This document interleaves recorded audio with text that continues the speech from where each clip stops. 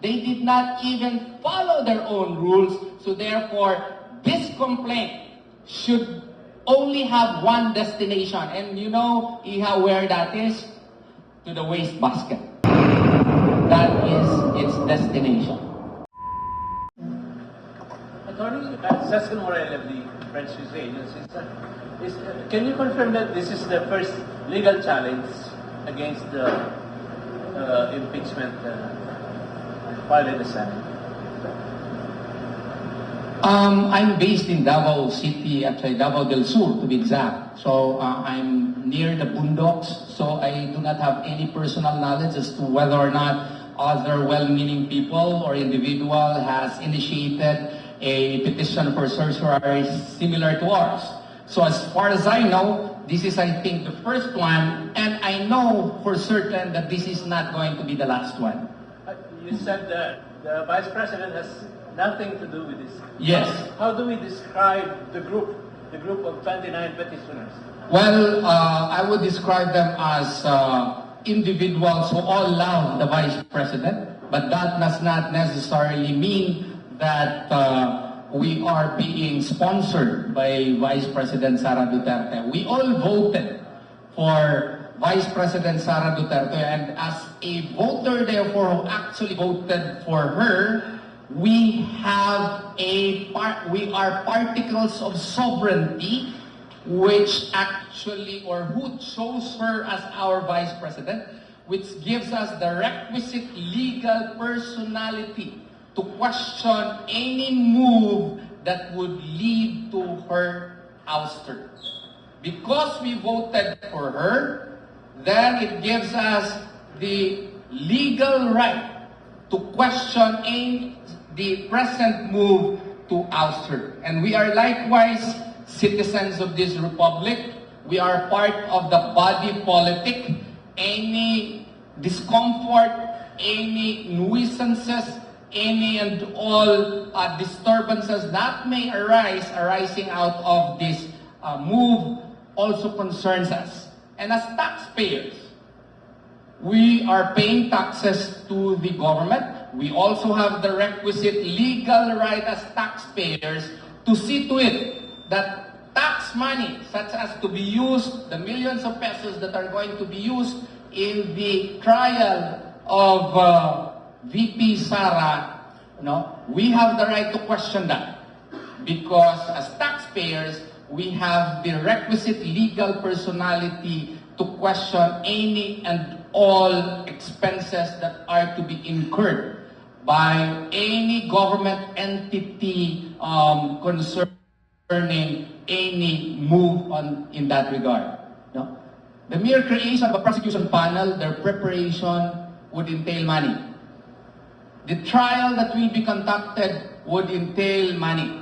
So we, therefore, as taxpayers, have the right to be involved and file this petition. Thank you. Yes. Last question. We just want to quote, siguro nagtatanong kung bakit kami at hindi si VP Sara. As mentioned, wala siyang role dito. I think she only learned of it belatedly na may ginagawa. That, I'm just assuming because I do not know for a fact. But whatever is the case, we stood here as petitioners, and I would just like to read, insofar as my standing is concerned. The petitioner has voted the Vice President, and such vote will be rendered inutile if the defective impeachment complaint will be given due course. Quote unquote. Wala sa lang. Kasi nasabi na yung 32 million na bumoto kay VP. Pero of course, we all know that part of that 32 million came from the Marcos loyalists. And the Marcos loyalists are hell-bent on supporting the impeachment, supporting the House prosecution team and all. Attorney Bob and Attorney Martin, of course, baka sabihin ng mga Marcos loyalists, hindi naman na kami part ng 32 million na yan. So what can you say to them?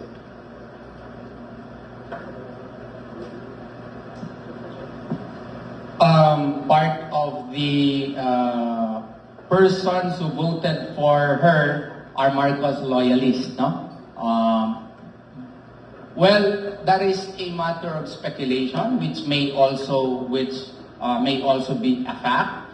But the fact remains and could never be erased is the undeniable fact that she was voted by 32,208,417 souls, individuals.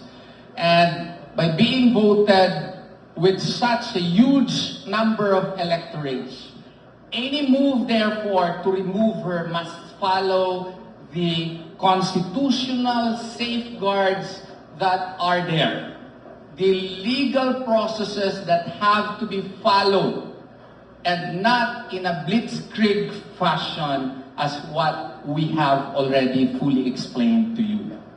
At the very least, the Vice President is the Vice President of the Republic of the Philippines. So therefore, the processes, the strict processes that are supposed to be followed should have been followed. But in this case, they were not followed. Yes.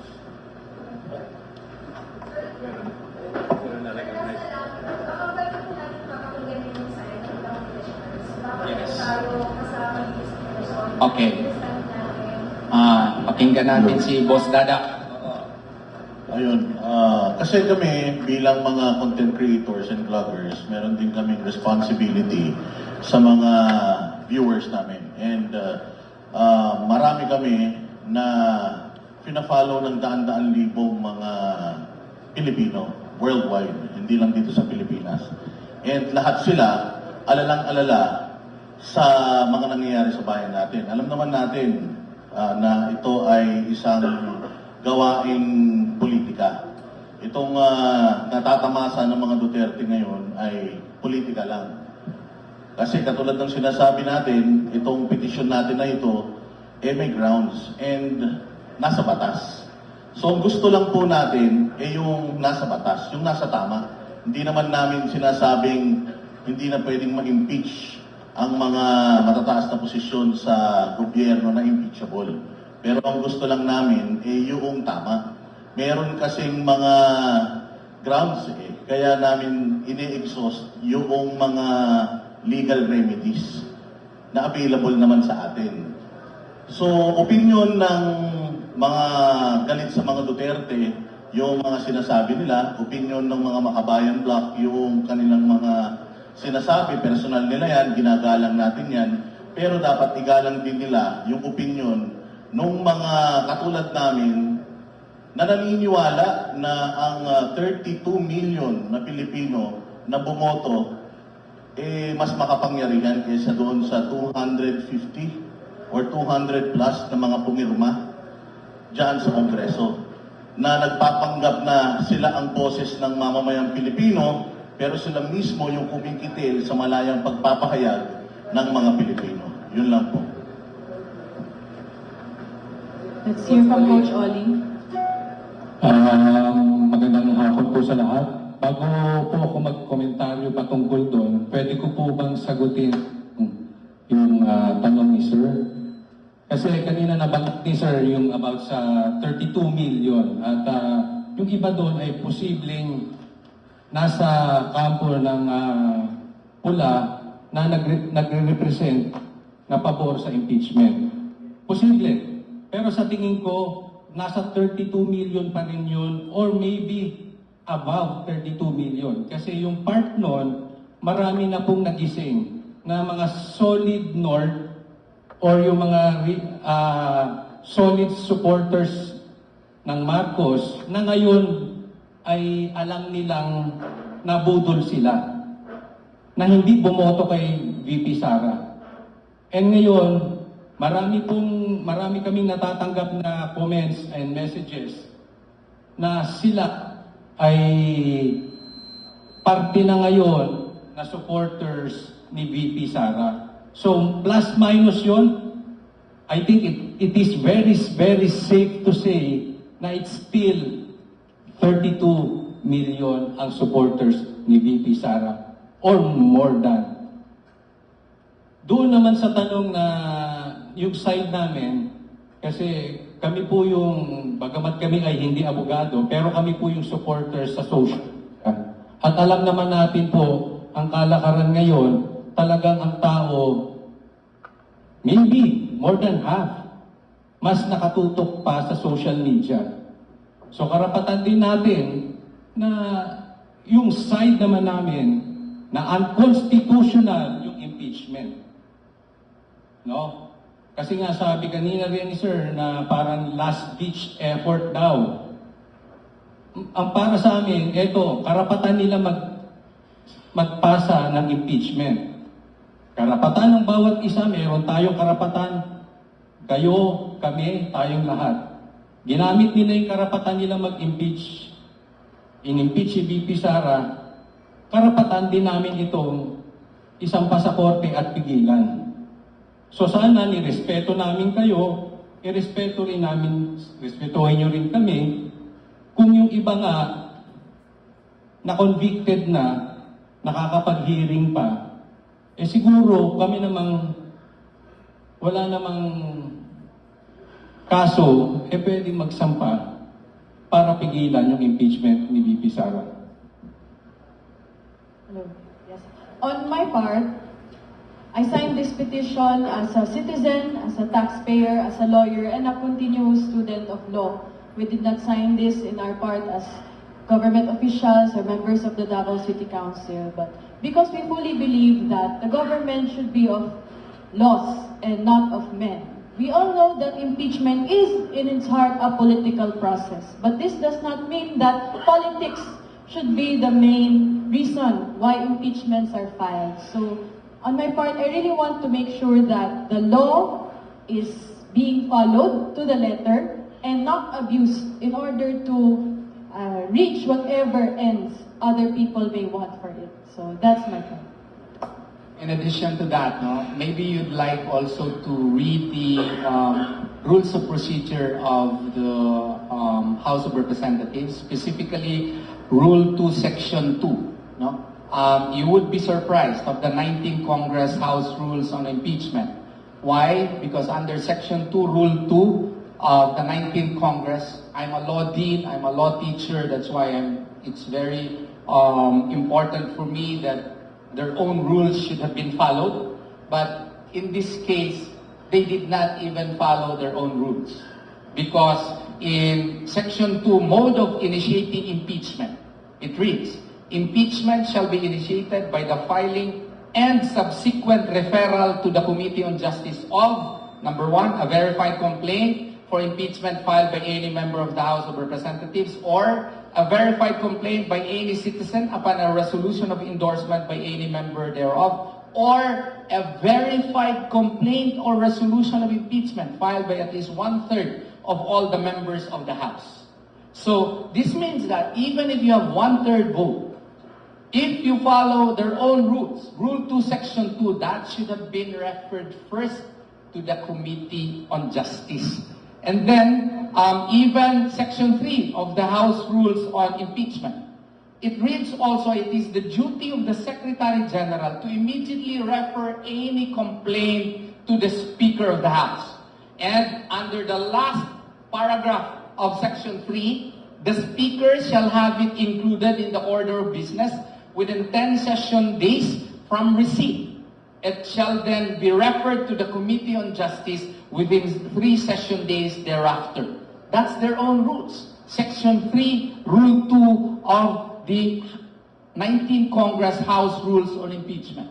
So, by reading this, they did not follow their own rules insofar as the 3 first impeachment complaints and even the 4th complaint, because it did not even pass through the Committee on Justice. And then finally, Rule 4, Section 14 of the 19th Congress Rules of Procedure, it even states that the verified complaint shall have specific recitations in the verification. It reads that we, after being sworn in accordance with law, depose and state that we are the complainants in the above entitled complaint, resolution of impeachment, that we have caused the said complaint, resolution to be prepared and have read the contents thereof, and that the allegations therein are true of our own knowledge and belief on the basis of our reading and appreciation of documents and other records pertinent thereto. Even this was not followed in the impeachment complaint actually filed in the Senate. So we have here a situation where the House of Representatives did not even follow their own rules and rushed in a blitzkrieg fashion the filing of an impeachment complaint against the Vice President of the Republic of the Philippines. Sir, Bombo Beatriz po from Bombo Radio Philippines. As pa lang sir, last Friday po may nag-file po ng petition na minamadali na po yung Senate na iproseso itong impeachment case. Do you think, sir, this is a desperate move din po since sabi ng Kongreso, desperate din po ang move na ito na ginagawa nyo? Yan po, sir. We are not, in the business of belittling anyone, especially me. I respect the right of each and every citizen to do what he thinks is right under the law. It's just that if you compare their petition and our petition, the number itself, mas marami kami. No. So, secondly, if you will read Section 3, Paragraph 4, Article 11 of the 1987 Constitution, kunyari estudyante kita iha, basahin natin.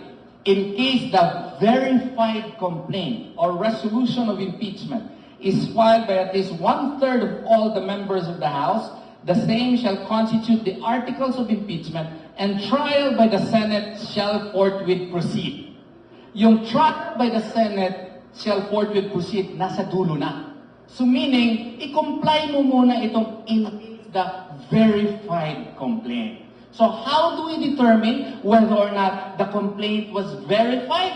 You look at the rules of procedure of Congress. And Rule 4, Section 14 thereof states the particular verification requirement that should have been followed. And we also look at Rule 2, Section 2C. It states that it should have passed through the Committee on Justice, which they did not do. And they should have followed Section 3 of Rule 2 of the House Rules, which they also did not follow. So therefore, why should we waste millions of government funds to go through a Senate trial when the House of Representatives did not even meet the requirement of verification? They did not even follow their own rules. So therefore, this complaint should only have one destination. And you know, Iha, where that is? To the wastebasket. That is its destination.